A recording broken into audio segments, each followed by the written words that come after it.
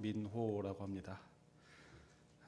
지금 형제님 말씀을 들으면서 또 제가 말씀을 준비하면서 진짜 지금 시대는 진짜 영적 싸움의 시대다라는 생각이 들었습니다. 정말 교회와 가정을 파괴하려고 사단은 끊임없이 속이고 유혹하는 그런 모습을 또 볼 수 있었습니다.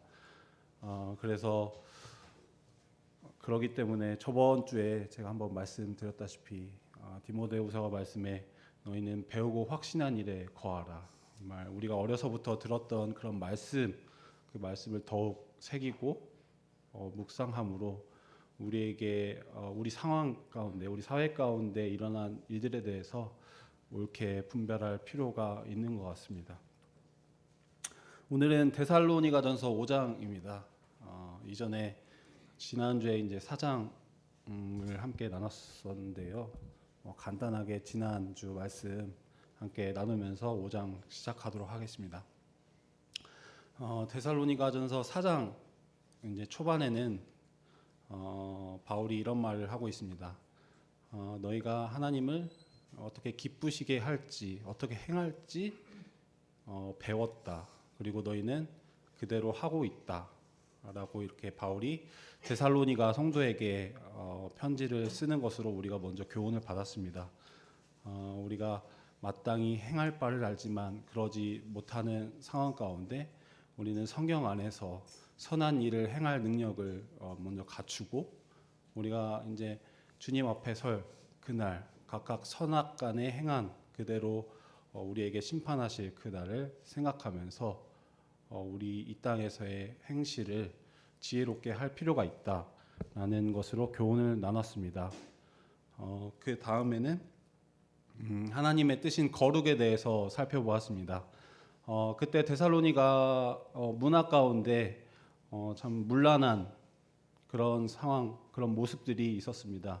데살로니가 성도들은 구원받은 사람으로서 마땅히 그것에서 벗어나야 했지만 그들이 행했던 그런 옛 구습을 벗어버리지 못하고 그것들을 계속 쫓은 그런 모습들이 그 가운데 있었습니다. 그래서 이런 모습을 통해서 우리 가운데 또 벗어야 하는 그런 옛 구습은 없는지 살펴보았고 그들 가운데 행해지는 그런 음란, 그런 성적인 것은 하나님께서 우리 부부 가운데 허락하신 것이다. 또한 그 부부 가운데 행해지는 그것으로 서로의 거룩을 지켜주고 그 안에서 서로를 또 지켜주는 것으로 우리가 또 성을 이해했습니다. 그 다음에 이제 형제 사랑에 대해서 저희가 교제를 나눴습니다. 바울이 데살로니가 교회 성도들의 모습을 보고 쓸 것이 없다. 형제 사랑에 관하여는 너희들에게 쓸 것이 없다. 그만큼 데살로니가 성도들은 형제 사랑에 있어서 잘하고 있었던 모습이었습니다. 그들은 그 데살로니가를 넘어서 온 마게도냐 지역까지 그 사랑을 나타냈습니다. 그래서 이런 사랑의 모습을 통해서 사랑은 우리에게만 머무는 것이 아니라 흘러가는 것이다. 정말 하나님으로부터 시작되어서 정말 예수님 또 바울 데살로니가 성도들 여러 핍박이 있었지만 그 핍박은 결국 그것이 사랑임을 더욱 드러내게 했고 그 사랑은 우리에게만 머무는 것이 아니라 다른 사람을 세우고 살리는 그런 흘러가는 모습이었다라는 것을 우리가 교제를 나눴습니다. 또 데살로니가 교회 안에 있는 어떤 문제와 오해들이 있었고 그거에 대해서 바울은 또 대답하고 있습니다. 주님의 다시 오심과 관련된 것들이었는데요. 주님의 다시 오심이 임박했다고 해서 어떤 성도들은 일을 하지 않는 마땅히 해야 될 일들을 하지 않는 그런 모습들이 있었습니다. 그들에 대해서 바울은 권계하면서 조용히 너희가 할 것을 자급자족하며 살 것을 또 권면하고 있습니다. 또 그들 가운데 낙담하게 하는 사실이 또 있었는데요.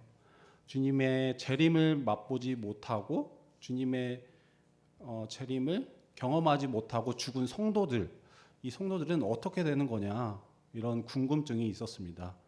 그래서 바울은 이 죽은 자들, 대해서 설명하고 있습니다. 죽은 자들은 주님께서 다시 오실 때 먼저 변화된 몸으로 주님과 만나고 그 뒤에 우리 살아있는 성도들이 주님을 영접하게 될 거다.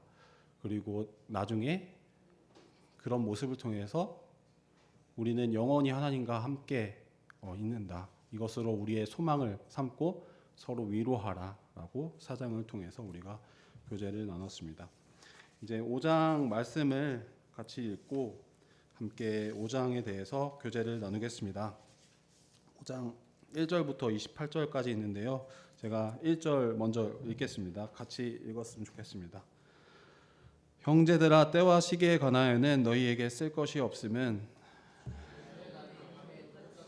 너희가 자신들이 있기 때문이라. 그들이 평안하다 안전하다 할 그때에 임신한 여자에게 해산의 고통이 이름과 같이 멸망이 갑자기 그들에게 이르리니 결코 피하지 못하리라. 형제들아, 너희는 어둠에 있지 아니하매 그날이 도둑같이 너희에게 임하지 못하리니 너희는 다 빛의 아들이요 낮의 아들이라. 우리가 밤이나 어둠에 속하지 아니하나니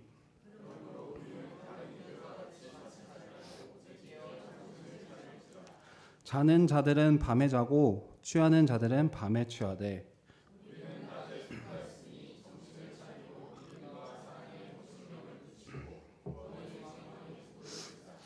하나님이 우리를 세우심은 노하심에 이르게 하심이 아니요 오직 우리 주 예수 그리스도로 말미암아 구원을 받게 하심이라.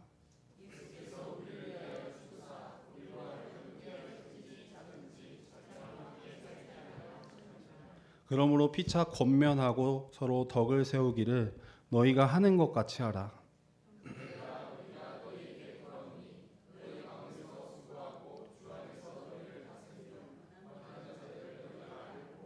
그들의 역사로 말미암아 사랑 안에서 가장 귀히 여기며 너희끼리 화목하라.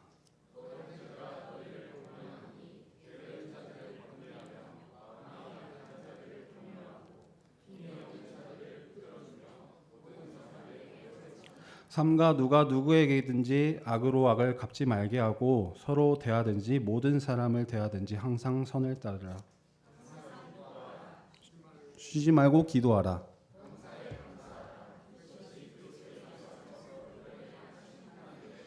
성령을 소멸하지 말며 범사에 해하려 좋은 것을 취하고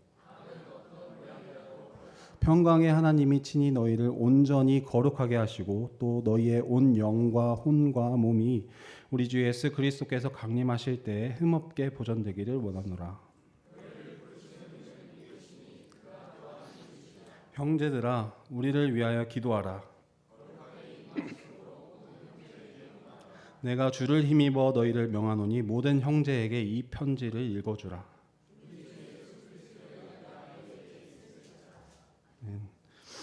감사합니다. 먼저 1절에서 3절로 같이 교제 나누겠습니다. 1절에 형제들아 때와 시기에 관하여는 이라는 구절 가운데서 멋멋에 관하여는 이라는 표현이 있습니다. 이것은 헬라어로 페리데라고 표현되는데 이러한 표현은 바울이 보통 새로운 화제를 소개할 때 쓰는 일반적인 표현법이라고 합니다. 앞서 살펴봤던 4장에서도 이러한 표현법을 발견할 수 있는데요. 4장 9절에 이제 형제 사랑에 관하여는 이런 표현이 있습니다. 먼저 9절 2절의 말씀은 하나님의 뜻인 거룩에 관하여 말하고 있고 거룩에 합당하도록 살아라 라고 말하면서 이제 9절부터는 형제 사랑에 관하여는 이라는 표현으로 이제부터 형제 사랑에 대해 설명하고 있습니다. 이처럼 5장 1절에서 때와 시기에 관하여는 이라는 표현은 바울이 4장 후반절에 얘기했던 성도의 휴거와는 이제 다른 주제를 얘기한다는 것을 알 수 있습니다. 그러면 5장 1절에서 말하고 있는 그 때와 시기와 관련된 날이 휴거가 아닌 무엇과 관련되어 있는가라고 물었을 때 그 답은 이제 2절에 나옵니다. 주의 날이 밤에 도둑같이 이룰 줄을 너희 자신이 자세히 알기 때문이다. 바울은 이제 휴거와는 다른 주제인 주의 날에 대해서 얘기하는 것입니다. 주의 날에 대해서 조금 살펴보겠습니다. 주의 날은 성경 전체를 살펴봤을 때 구약에 주로 많이 등장하는 많이 표현되는 단어입니다. 여호와의 날이라고도 표현되고 있으며 주로 종말에 대한 예언에 자주 등장하는 표현입니다. 여기서 쓰인 날이라는 표현은 어떤 24시간으로 된 하루를 의미하는 것이 아니라 어떤 특징을 가진 기간을 의미합니다. 그래서 주의 날은 여러 동의어들을 함께 살펴볼 때 교회의 휴거 뒤에 이 땅에 일어나는 환란기, 지상재림, 천년왕국, 그리고 지금의 하늘과 땅이 불로 살라지는 것을 포함하는 그러한 때, 그러한 기간이라고 정리할 수 있습니다. 주의 날은 하나님의 아들을 거역한 세상에 대한 하나님의 심판이 임하는 때이며 하나님의 뜻을 이루려는 싸움에서 최종 승리한 날, 또 주님 자신을 위해 영광스러운 그리스도의 왕국을 세우시는 날로 우리가 생각해 볼 수 있습니다. 이러한 주님의 심판이 임할 때의 모습에 대해서 3절에 설명해 주고 있습니다. 그들이 평안하다, 안전하다 할 그때에 임신한 여자에게 해산의 고통이 이름과 같이 멸망이 갑자기 그들에게 이르니 결코 피하지 못하리라. 3절에 이제 평안하다, 안전하다 할 때라고 되어 있습니다. 저의 생각으로는 이제 믿는 자들이 휴거되어서 세상에는 뭔가 혼란스러움이 있어야 되지 않을까 싶지만 그렇지 않은 모습인 것 같습니다. 분명 얼마 전까지 함께 밥을 먹고 뭐 운동도 하고 함께 생활했었던 이들이 휴거되어 없어진 것에 당황하며 뭐 두려움과 혼란스러움 가운데 우리 가운데 일어난 일들에 대해서 저는 뭔가 알아보려고 할 것 같은데 그렇지 못한 모습인 것 같습니다. 이들의 모습은 오히려 평안하다, 안전하다라고 하고 있습니다. 임산부에게 해산의 고통이 불시에 갑자기 찾아오듯 사람의 존재 목적을 잃게 하는 그런 멸망이 그들에게 임한다는 것입니다. 그래서 1절에서 3절을 다시 정리하면 때와 시기의 가나에는 너희에게 쓸 것이 없는데 사실 이 때와 시기라는 표현이 이제 사도행전에서도 나오죠. 때와 시기는 아버지께서 자기의 권한에 두셨으니 너희가 알 바 아니다. 사실 때와 시기는 저희가 알 바 아니기 때문에 바울은 뭐 쓸 것이 없다라고도 이제 할 수 있겠지만 사실 그 날은 휴거된 너희가 아닌 이 땅에 남겨진 자들 곧 이스라엘과 이방인과 관련된 것임을 너희가 잘 알기 때문에 쓸 것이 없다. 심판인 날인 그날 주의 날은 땅에 남겨진 믿지 않는 그들에게 임하고 그들이 피하지 못할 것이다 라고 1절에서 3절은 얘기하고 있는 것입니다. 이제 4절에서 이제 8절로 넘어가겠습니다. 4절에 형제들아 너희는 어둠에 있지 아니하매 그날이 도둑같이 너희에게 임하지 못하리니 이 말씀을 잘 살펴보면 우리에게 그날이 곧 심판의 날이 임하기는 임하되 도둑같이 임한다라는 그런 말씀이 아니라 방금 말씀드렸다시피 도적이 이 세상에 밤에 올 때 우리 성도들은 이미 주와 함께 영원히 빛 가운데 거하고 있기 때문에 우리에게는 임하지 않을 것을 말씀하시는 것입니다. 이제 5절부터는 여러 대조적인 표현들이 등장합니다. 5절에 빛의 아들, 낮의 아들의 대조적으로 어둠, 밤, 또 6, 7절에 잠이 있으면 깨어 있음, 또 취하는 자들에 대해서 정신을 차릴지어다 라고 하면서 이 세상에서 살아가는 우리의 모습과 신분과 우리의 마땅한 모습들에 대해서 비교해서 설명해 주고 있습니다. 여기서 빛의 자녀는 낮의 자녀와 동일한 의미를 가집니다. 빛에 대해서 조금 설명하면 빛은 생명과 진리의 근원 되신 하나님을 의미하고 죄가 없고 오히려 죄를 밝히고 거룩함과 의로움을 나타냅니다. 성경에서 빛과 관련된 어떤 구절들이 많은데 좀 읽어드리면 요한일서에 하나님은 빛이시라 그에게는 어둠이 조금도 없으시다는 것이니라. 하나님께서는 자신을 빛 곧 거룩하고 의롭고 순결하신 분이라고 말씀하시면서 그 앞에 어둠이 숨길 수 없다는 것을 말씀하십니다. 절대 섞일 수 없는 하나님과 어둠에 가득한 저의 존재 속에서 하나님께서 그리스도를 통해 어두운 가운데 건지신 그 은혜로 우리는 빛이신 하나님께 속하게 되었습니다. 골로새서 말씀에 우리로 하여금 빛 가운데서 성도의 기업의 부분을 얻기에 합당하게 하신 아버지께 감사하게 하시기를 원하노라. 그가 우리를 흑암의 권세에서 건져내사 그의 사랑의 아들의 나라로 옮기셨으니, 흑암의 권세에서 우리를 건지셨고 빛으로 들어가게 하셔서 우리는 빛의 자녀가 되었고, 이제 우리는 마음대로 사는 것이 아니라 그에 합당한 열매를 맺고 살아야 하는 것입니다. 여기에 잠시 손을 놓고 저희 에베소서 5장 8, 9절 말씀을 한번 찾아보길 원합니다. 에베소서 5장 8, 9절입니다. 제가 한번 읽어드리겠습니다. 너희가 전에는 어둠이더니 이제는 주 안에서 빛이라. 빛의 자녀들처럼 행하라. 빛의 열매는 모든 착함과 의로움과 진실함에 있느니라. 빛의 자녀는 그에 합당한 삶으로 빛의 열매를 맺어야 합니다. 먼저 모든 착함은 모든 선한 일, 다른 사람에게 친절을 베푸는 것이라고 할 수 있습니다.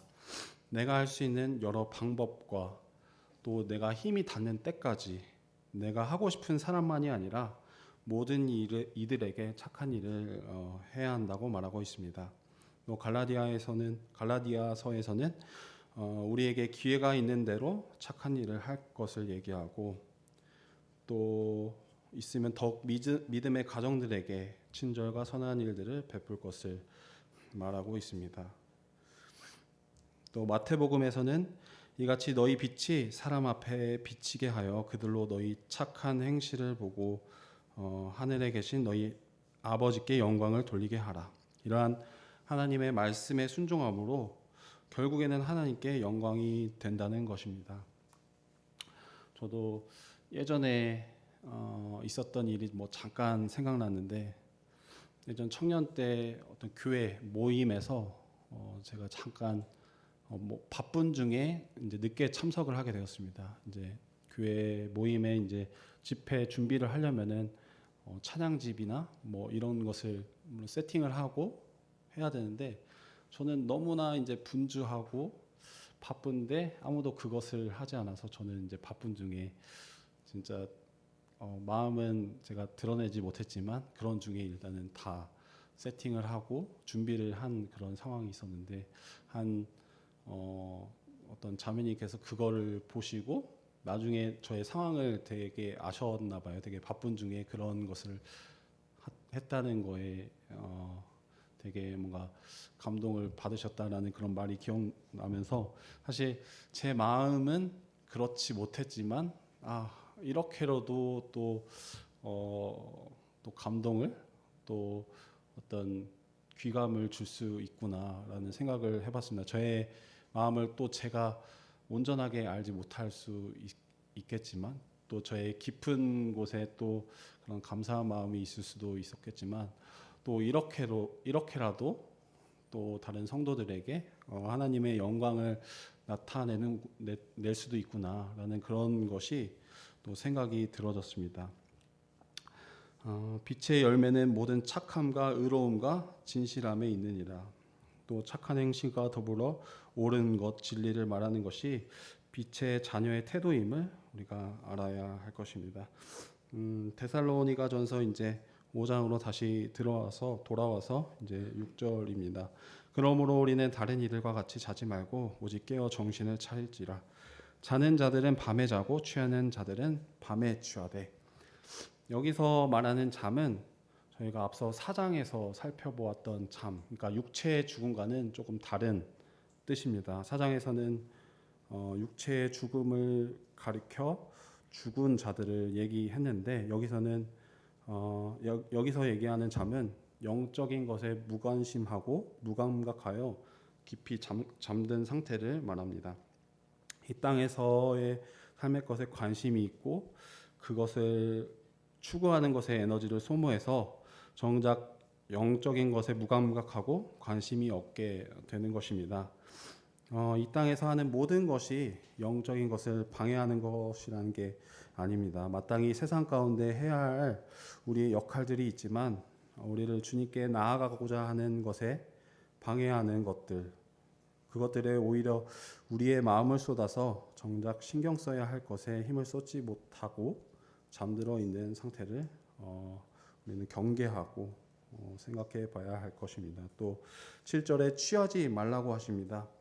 취하지 않는 상태는 무엇인가 이제 중독되지 않고 또 쉽게 믿고 쉽게 흥분하지 않는 상태, 또 통제되는 상태를 말합니다. 그래서 에베소서에서는 우리를 통제하시고 우리를 채우시는 그 성령으로 충만함을 받아서 그에 합당한 열매를 맺을 것을 말하고 있습니다.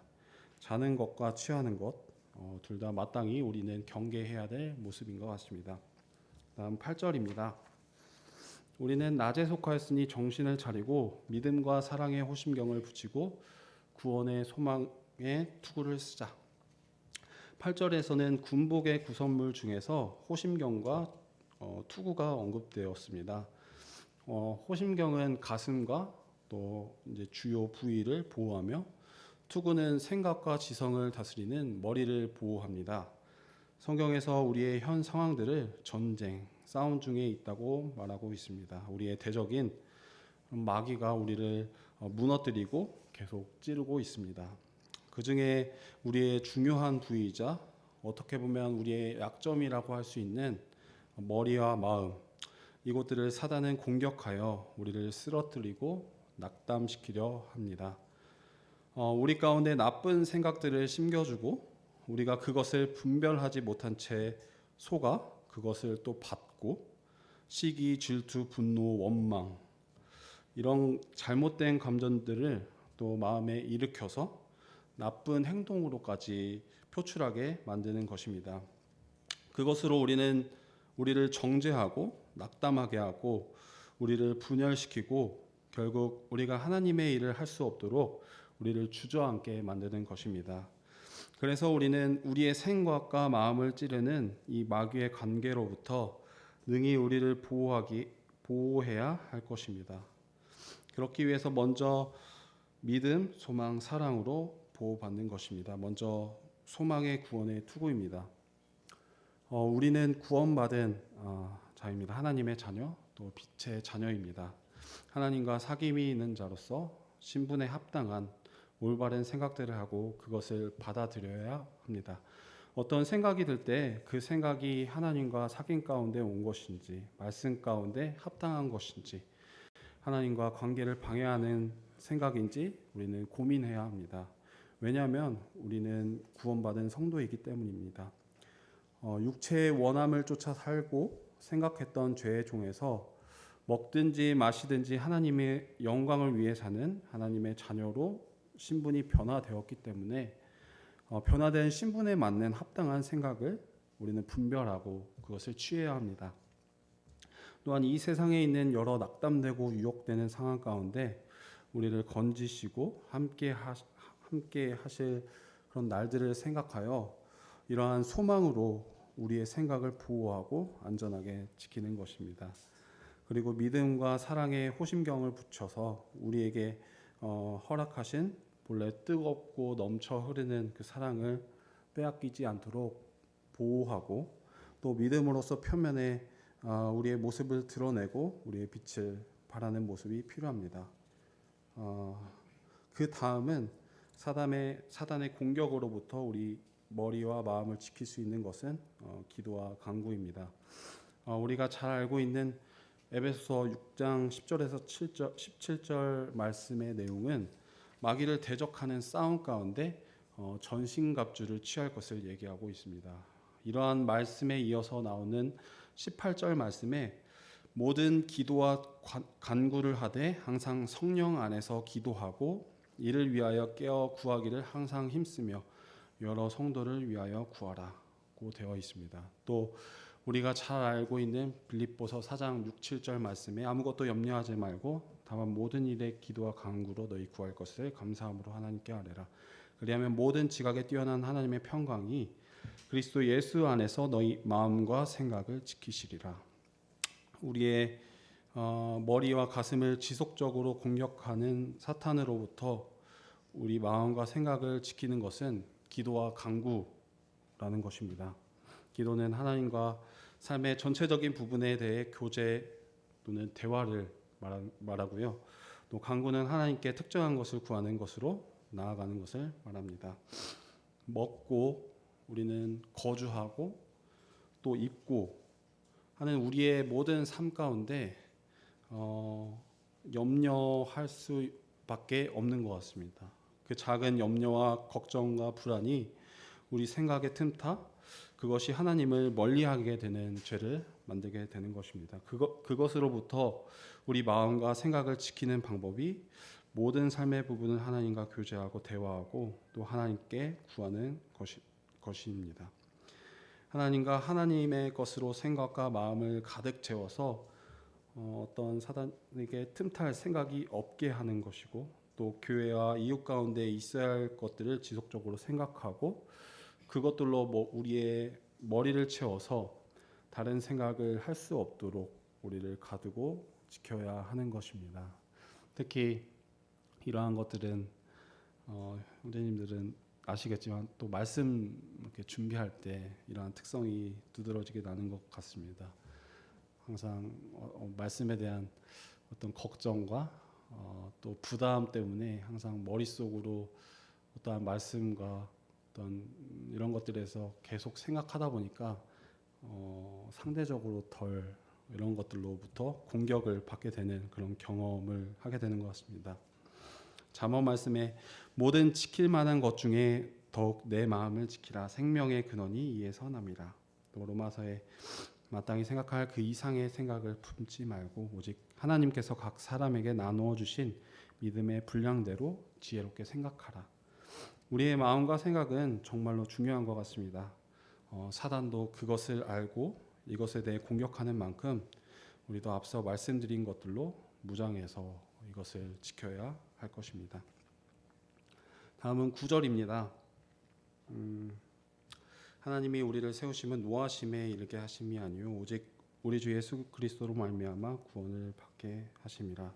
예수께서 우리를 위하여 죽으사 우리로 하여금 깨어 있든지 자든지 자기와 함께 살게 하려 하셨느니라. 앞서 데살로니가전서 1장 10절에 어떤 비슷한 내용이 있습니다. 또 죽은 자들 가운데서 다시 살리신 그의 아들이 하늘로부터 강림하실 것을 너희가 어떻게 기다리는지를 말하니 이는 장래의 노하심에서 우리를 건지시는 예수시라. 이는 죽음에서 부활하신 예수님께서 우리를 진노의 날, 심판의 날에 건지실 것이고 또한 방금 9절, 10절 말씀을 통해서는 예수 그리스도 또 구원자로서 우리를 위해 죽으심으로 우리가 결국 휴거를 통해 죄의 존재로부터 영원히 자유를 얻는다는 것입니다. 10절에 예수께서 우리를 위하여 죽으사 우리로 하여금 깨어 있든지 자든지 자기와 함께 살게 하려 하셨느니라. 우리를 구원하시기 위해 우리를 진노로부터 또 건지시기 위해 어떤 대가를 치르셨는지 다시 한번 일깨우고 있는 것 같습니다. 여기서 깨어 있든지 자든지라는 표현은 두 가지로 해석될 수 있다고 합니다. 먼저는 휴거 때 성도들의 상태, 즉 그리스도 안에 이미 죽은 사람들을 자든지 또 그때까지 살아있는 사람들을 깨어 있든지 이렇게 여기는 것입니다. 그래서 그리스도께서 다시 오실 때 우리가 죽은 사람들 가운데 있든지 아니면 산 사람들 가운데 있든지 간에 우리는 그분과 함께 살아가게 되리라는 것을 말하고 있습니다. 이 두 번째로는 이 깨어 있든지 자든지를 영적인 상태로 보기도 합니다. 근신하고 있든지 세상적이든지 이는 육신적이어서 영적인 일에 무관심하든지 영적으로 깨어 있든지 휴거가 그들의 상태에 의존하지 않고 오직 그들과 관계된 예수님의 죽음에 의존하고 있다는 것을 말하기도 합니다. 어떠한 분별이든 중요한 것은 휴거 때 그리스도의 죽음과 부활에 근거하여 성도들은 그분과 함께 살게 될 것이라는 것입니다. 이러한 사실을 알고 있는 우리의 모습에 대해 서로 건면하고 덕을 세우라고 11절에는 말하고 있습니다. 우리는 방금 5장 1절에서 11절 말씀을 통해서 휴거된 이후에 이 땅에 일어날 그런 심판, 그리고 심판의 날을 맞이하지 않고 주님과 함께 있을 성도들의 삶이 어떠해야 되는지 살펴보았습니다.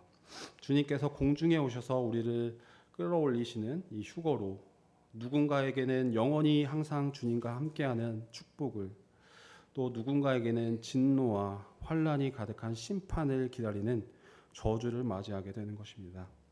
모든 사람에게 이러한 말씀이 이미 임했습니다. 모든 사람은 피해갈 수 없습니다. 그러나 아직 하나님께서는 이러한 일이 있기 전 우리가 지금 어떠한 삶을 살아야 하는지 각자에게 또 돌이킬 시간과 기회를 주고 계십니다. 나 자신이 하나님의 진노의 날을 맞이하게 될 존재라면 회개하고 돌이켜야 할 것입니다. 로마서 말씀에 다만 내 고집과 회개하지 아니한 마음을 따라 진노의 날, 곧 하나님의 의로우신 심판이 나타나는 그 날에 임할 진노를 내게 쌓는도다. 정말 하나님 앞에서 어떠한 모습인지 알게 해주시기를, 하나님 앞에서 진정한 회개가 일어나도록 간절히 기도해야 할 것입니다. 또 주님의 대속으로 빛의 자녀가 되어 항상 주님과 함께 있다는 축복을 얻은 자라면 마귀의 관계로부터 마음과 생각을 지키고 또 깨어 정신을 차리고 기도로서 주님과 함께하는 삶을 살아야 할 것입니다. 우리가 깨어 있지 않다고 해서 빛의 자녀로서 우리의 신분이 변하는 것은 아니지만 주님의 그 고통 중에 흘리신 피로써 받은 은혜를 생각하면서 또 각각 선악간에 행한 대로 우리에게 주실 상급을 기대하면서 또 우리를 통해 주님을 알게 되는 세상 사람들에게 본이 되어야 함을 생각하면서 우리는 다른 이들과 같이 자지 말고 오직 깨어 정신을 차려야 할 것입니다. 다음은 12절부터 22절입니다. 데살로니가 성도의 삶에 대해서 바울이 권면하고 있습니다. 12절에서 13절은 인도자들과의 관계에 대해 말하고 있습니다. 데살로니가 교회는 모이기 시작한 지 오래되진 않았지만 그들을 이끄는 인도자가 있었던 것으로 보입니다. 이 인도자들은 데살로니가 성도들에 대해서 수고하고 다스리며 권하는 일을 했습니다. 특히 주님의 재림이 임박했다 하여 일하지 않는 자들에 대해서 더욱 그리 했을 것 같습니다. 12절입니다. 형제들아, 우리가 너희에게 구하노니 너희 가운데 수고하고 주 안에서 너희를 다스리며 권하는 자들을 너희가 알고. 먼저 너희 가운데 수고하고 라는 표현이 있습니다. 이 수고하고 라는 표현은 끈질긴 노력으로 일하다, 또 손으로 하는 노동을 말합니다. 이는 사람을 지치게 하고 피곤하게 하고 땀을 흘리게 하는 힘든 일을 의미하는 말로 이 사역이 고된 것임을 알게 합니다. 또 사람들의 영적 상태를 돌보는 일은 때론 스트레스가 쌓이고 심적으로 시달리며 시간을 뺏기고 때로는 좌절하기 쉬운 일입니다. 이는 개인적인 큰 헌신과 희생이 요구되는 일입니다. 또 다음에는 주 안에서 너희를 다스리며, 이 다스리며라는 것은 인도하고 돌보다라는 뜻으로 사용됩니다. 그래서 인도자들은 우리를 선한 길로, 옳은 길로 인도하고 또 우리를 감독하고 다스리는 자들입니다. 이 다스림은 주 안에서 허용된 다스림으로 뭔가 우리를 지배하고 군림하는 그런 다스림이 아니라 목자의 마음으로 은혜로운 그런 인도와 사랑으로 다스리는 것을 얘기합니다. 또 다음에 권하는 자, 이는 훈계하는 것으로 우리가 이해할 수 있습니다. 이는 건전한 가르침을 통해서 합당하지 못한 행동이나 자세를 바로잡아 주는 것을 의미합니다. 화를 내며 꾸짖는 것이 아닌 하나님의 말씀의 기초에 성도를 사랑으로 보호하고 세우고 또 교정하는 것을 의미합니다. 이런 13절에 그들의 역사, 이러한 수고와 다스림과 고난, 이러한 그들의 수고로 말미암아 사랑 안에서 가장 귀히 여기며 너희끼리 화목하라. 또 제가 다시 세 번역으로 읽어드리겠습니다.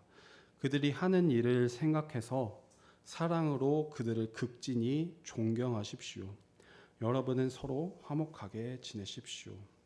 분명 인도자들도 우리와 같은 연약한 육신을 가진 사람이지만 희생과 헌신으로 우리에 대해 수고하고 주 안에서 우리를 다스리고 합당한 행동을 하도록 권하는 일을 계속하고 있는 것입니다. 이러한 일들이 데살로니가에도 있었고 지금 우리 가운데도 있다는 것입니다.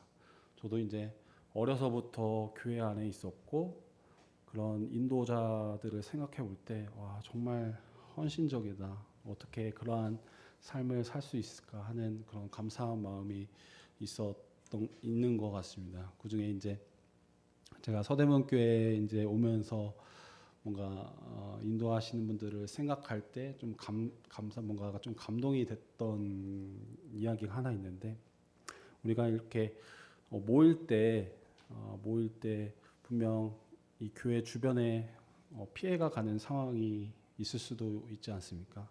그래서 그 피해를 입은 그런 사람들한테 가서 직접 피해를 입힌 사람이 가서 사과하는 것이 아니라 장로 인도하시는 분들이 가서 사과하는 그런 모습을 제가 들었을 때 뭔가 좀 감동이 있었습니다. 저도 그때 이제는 아빠로서 자녀들이 잘못했을 때 제가 나서서 사과하고 그 잘못을 구하는 그런 모습 가운데 있었는데 정말 어떻게 보면 남이고 전혀 관계없는 우리의 인도자들일 수도 있는데 본인의 잘못인 것 마냥 가서 사과하는 그런 모습을 생각했을 때 와, 정말 아비로서 정말 교회를 다스리고 정말 얼마나 그 진심으로 교회를 사랑하고 있는지 정말 느끼는 그런 말이고 사리였습니다. 그래서 더 뭔가 감사한 마음과 그런 마음이 생겼던 것 같습니다. 이러한 마음과 또 반대로 또 성도 각각은 인도자들에 대해서 어떻게 해주길 바라는 그런 바람 또 소원이 있는 것 같습니다. 흔히 교회의 인도자들만이 성도를 사랑해야 할 것에 대해서만 많이 강조하고 또 우리는 어쩌면 그것을 기대하고 있는 것 같습니다. 물론 그것도 맞는 말이고 또 필요합니다. 그러나 우리 성도들에게도 주님은 명령하시고 기대하고 계십니다. 사랑으로 인도자들을 극진히 존경할 것을, 우리가 마땅히 해야 할 것을 잊은 채 인도자들에게서 나의 원함만을 강요하고 그것이 이루어지지 않을 때 우리는 상처받게 되고 불일치를 경험하게 됩니다. 그러나 우리의 삶 가운데 있을 수 있는 모든 상처와 그런 일치되지 않는 마음, 이러한 것들을 하나로 묶는 끈은 사랑인 것임을 생각합니다. 우리가 사랑으로 인도자들을 극진히 존경하고 할 때 결국 우리 교회 안에 화목이 있음을 말씀을 통해서 생각해 보게 됩니다. 제가 이걸 준비하면서 읽은 책의 내용을 한번 읽어드리면 우리는 우리의 인도자들이 우리를 위해 한 일에 대해서 쉽게 잊어버리고 그들의 선보다 악을 기억하며 감사보다는 불평할 때가 많다. 우리에게는 본성적으로 감사하지 않는 그리고 불평하는 경향이 있기 때문에 성경은 우리에게 우리의 영적 인도자들을 높이 존경하라고 권한다. 디모데전서에 잘 다스리는 장로들은 배나 존경할 자로 알되 말씀과 가르침에 수고하는 이들에게는 더욱 그리할 것이니라 라고 되어 있습니다. 이러한 하나님의 말씀 앞에 우리의 잘못된 생각과 마음을 굴복시켜서 마땅히 우리가 해야 할 것, 사랑으로 인도자들 극진히 또 배나 존경해야 할 것입니다.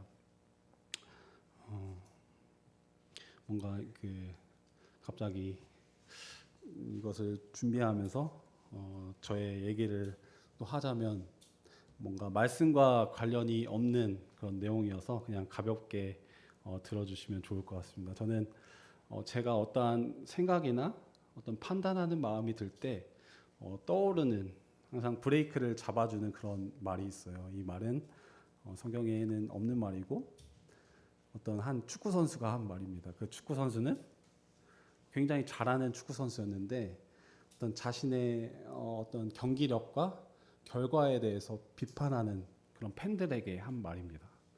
답답하면 니들이 뛰던가. 항상 제 마음에 심겨져 있는 말입니다. 그래서 정말 내 마음에 답답한 마음이 들 때, 이 부담이 결국 내게 주신 부담인가? 이 마음을 어떻게 생각하면 좋지? 이렇게 저의 생각과 마음을 다시 한번 돌아보게 하는 그런 말입니다. 항상 제 안에 심겨져 있어서 그런 마음이 결국에는 내가 해야 될, 그러니까 예전에 주일 말씀에 교회에 대해서 말씀해 주시면서 교회 안에 어떤 필요에 대해서 내게 보여주시는 것은 결국 내가 할 것, 내 부담, 그러니까 나에게만 보이는 그런 것이라고 말씀해 주시면서 결국 그 답답함이 내가 그것을 하게 이끄는, 그렇지 않을 때는 얼른 그 잘못된 마음을 정리하고, 아무튼 항상 이러한 상황에 있어서 저를 뭔가 잡아주고 뭔가 생각을 정리하게 해주는 그런 말이어서 뭔가 그냥 가볍게 들어주시면 좋을 것 같습니다. 14절에서 15절입니다. 14절에서 15절은 성도들과의 관계에 대해 말하고 있습니다. 또 형제들아 너희를 권면하노니 게으른 자들을 권계하며 마음이 약한 자들을 격려하고 힘이 없는 자들을 붙들어 주며 모든 사람에게 오래 참으라. 여기서 게으른 자들은 규모 없는 자들, 또 무질서하게 행하는 자들을 얘기합니다. 데살로니가에서는 자신의 일을 하지 않은 채 다른 사람들이 지원해 주길 바라는 이 게으름으로 교회에 문제를 일으키는 자를 얘기합니다. 이러한 자들은 교회와 행동을 같이 하려 아니하고 무책임한 행동으로 교회의 화목을 애써 어지럽히려 드는 사람이라고 볼 수 있습니다. 뻔뻔하고 고집스러운 이들에 대해 권계하라고 하십니다. 또 마음이 약한 자들, 이 마음이 약한 자들에 대해서는 작은 영혼, 쇠진한 마음을 가진 자들을 얘기합니다. 이들은 어떤 상황의 문제 또는 시련으로 의기소침하고 낙심한 자들을 의미합니다. 그래서 이들이 어려움을 극복할 수 있도록 위로와 격려가 필요합니다. 또 힘이 없는 자들, 이는 육체적인 것이나 정신적인 것이나 이러한 것에 있어서 힘이 없는 자들을 얘기합니다. 이들에게는 영적인 것 또한 물질적인 필요를 채움으로써 그들에게 있어야 하는 실질적인 도움을 줘야 한다는 것입니다. 또 모든 사람에게 오래 참으라. 이는 고집스러운 사람에게든 심약하고 민감한 자들에게든 너그러운 마음을 가져 자기 자신을 지키는 것을 말합니다. 이 오래 참음을 생각하면서 저를 또 다시금 생각해 보게 되었습니다. 뭔가 오래 참음을 생각하면은 상대방의 말과 행동에 대해서 나의 반응에 대한 오래 참음만 생각했던 것 같습니다. 나를 화나게 하는 행동에 대해서 나의 마음과 나의 반응은 어떠한지 이것들에 대해서 오래 참을 것에 대해서 먼저 생각해 봤지만, 그러나 이번에 반대로 상대방의 반응을 먼저 생각해서 나의 말과 행동에 대해 오래 참음도 생각해 보게 되는 것 같습니다. 나의 어떤 말과 행동이 상대방에게 어려움을 주지는 않을지 이것에 대해서 먼저 오래 참아야 할 것을 생각해 보게 되었습니다. 상대방의 태도에 대해서뿐만 아니라 나의 태도에 대해서 오래 참음이 필요합니다. 15절에 삼가 누구에게든지 악으로 악을 갚지 말게 하고 서로 대하든지 모든 사람을 대하든지 항상 선을 따르라. 누가 나에게 잘못을 하거나 내가 억울한 일을 당했을 때 우리 마음에 되갚아주고 싶은 마음이 있습니다. 옛 율법에도 눈에는 눈에는 눈, 이에는 이 이렇게 얘기하고 있습니다. 그러나 주님은 율법의 마침이 되셨고 우리를 은혜 아래 두시며 이렇게 말씀하십니다. 나는 너에게 이르노니 악한 자를 대적하지 말라. 누구든지 내 오른편 뺨을 치거든 왼편도 돌려대라고. 우리를 어떻게 대하든 선한 것에 대한 추구를 우리는 계속 해야 된다고 말하고 있습니다. 16절에 항상 기뻐하라 쉬지 말고 기도하라 범사에 감사하라 이것이 그리스도 예수 안에서 너희를 향하신 하나님의 뜻이니라. 우리는 모든 상황을 주관하시고 그 기쁨의 근원이 되시는 주님으로 끊임없이 기뻐할 수 있고 모든 일에 감사할 수 있습니다. 또한 피로가 생기면 언제든지 또 끊임없이 기도로 주님과 교제를 나눌 수 있습니다. 성경에는 우리가 행하도록 말씀하신 것이 많지만 특별히 이 세 가지는 우리를 위한 하나님의 뜻이라고 말씀하십니다. 19절입니다. 성령을 소멸하지 말며 예언을 멸시하지 말고 범사에 헤아려 좋은 것을 취하고 악은 어떤 모양이라도 버리라. 성령을 소멸하지 말며 이는 그런 데살로니가 가운데 어떠한 규칙이나 전통으로 성령의 역사를 막아버리고 그분을 제한하거나 방해하지 말라는 뜻입니다. 또 예언을 멸시하지 말고 예언이라고 하는 것은 먼저 하나님의 말씀을 의미합니다. 베드로후서에 예언은 언제든지 사람의 뜻으로 낸 것이 아니오 오직 성령의 감동하심을 입은 사람들이 하나님께 받아 말한 것이라. 하나님의 말씀을 이야기하는 그런 성도에 대해 혹 실수나 덕스럽지 못한 말을 해도 그것을 무시하거나 하찮게 여기지 말라는 것이 예언을 멸시하지 말라는 것입니다. 또 범사에 헤아려 좋은 것을 취하고 악은 어떤 모양이라도 버리라. 이는 성령으로 말미암아 모든 일에 참된 것과 거짓된 것을 분별하여 거짓이 없도록 악을 버릴 것을 말씀하고 계십니다. 성령으로 말미암아. 요한일서 2장에 너희는 주께 받은 바 기름 부음이 너희 안에 거하나니 아무도 너희를 가르칠 필요가 없고 오직 그의 기름 부음이 모든 것을 너희에게 가르치며 또 참되고 거짓이 없으니 너희를 가르치신 그대로 주 안에 거하라. 우리가 성도로서 합당한 삶을 살도록 성령께서 우리를 인도하실 것입니다. 이제 바울은 23절 이하로부터 데살로니가 성도들에게 마지막 인사를 하고 있습니다. 평강의 하나님이 친히 너희를 온전히 거룩하게 하시고 또 너희의 온 영과 혼과 몸이 우리 주 예수 그리스도께서 강림하실 때 흠없게 보존되기를 원하노라. 너희를 부르시는 이는 미쁘시니 그가 또한 이루시리라. 바울은 참 마지막까지 데살로니가 성도들을 위하고 생각하는 모습을 보입니다. 그들의 영, 혼, 몸이 흠없이 되어 하나님의 뜻인 거룩을 이 땅 가운데 이루고 살며 또 완전한 거룩을 이루신 또 미쁘신 주님을 기다리고 있는 것입니다.